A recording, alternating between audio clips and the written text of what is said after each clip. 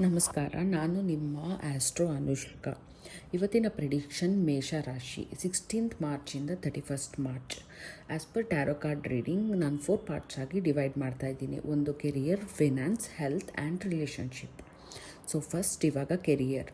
2 weeks ನಿಮಗೆ time ಚೆನ್ನಾಗಿದೆ. Foreign related works pending ಇದ್ದರೆ ನೀವು ಸ್ಪೀಡಪ್ ಮಾಡಿ ಪುಷ್ ಮಾಡಿದ್ರೆ ಕೆಲಸ ಪಾಸಿಟಿವ್ ಆಗಿ ಔಟ್ಕಮ್ ಆಗುತ್ತೆ. So second is finance. ತುಂಬ ಟೈಮಿಂದ ಏನಾದರೂ ದುಡ್ಡು ಬರೋದು ಪೆಂಡಿಂಗ್ ಇದ್ದರೆ ಅವ್ರು ನೀವು ಹೊಸ ಬಿಸ್ನೆಸ್ ಅವ್ರು ಇನ್ವೆಸ್ಟ್ ಮಾಡಬೇಕು ಅಂತ ಇದ್ದರೆ ದಿಸ್ 2 ವೀಕ್ಸ್ ತುಂಬ ಒಳ್ಳೆ ಟೈಮ್.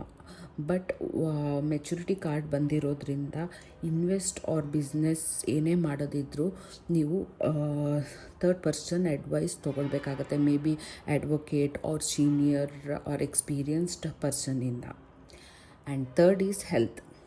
2 ವೀಕ್ಸ್ ಹೆಲ್ತ್ ಮೇಲೆ ಗಮನ ಇರಲಿ. ನಿಮ್ಮನ್ನ ನೀವೇ ಮರ್ತಂಗೆ ಜೀವನ ಅಂತೂ ಮಾಡಲೇಬೇಡಿ. ಸ್ಟ್ರೆಸ್ ಕಮ್ಮಿ ಮಾಡ್ಕೊಳ್ಳಿ. May be physical activities include ಮಾಡಿ.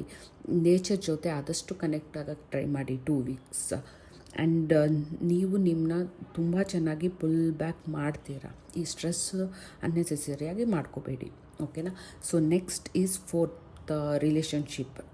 ಸೊ ರಿಲೇಷನ್ಶಿಪ್ ಇದರಲ್ಲಿ ಲವರ್ಸ್ ಕಾರ್ಡ್ ಬಂದಿರೋದ್ರಿಂದ 2 weeks all kind of relationship, parents ಆಗಲಿ ಆಫೀಸಲ್ಲಾಗಲಿ ಎಲ್ಲ relationship kind of positive vibe ಇರುತ್ತೆ.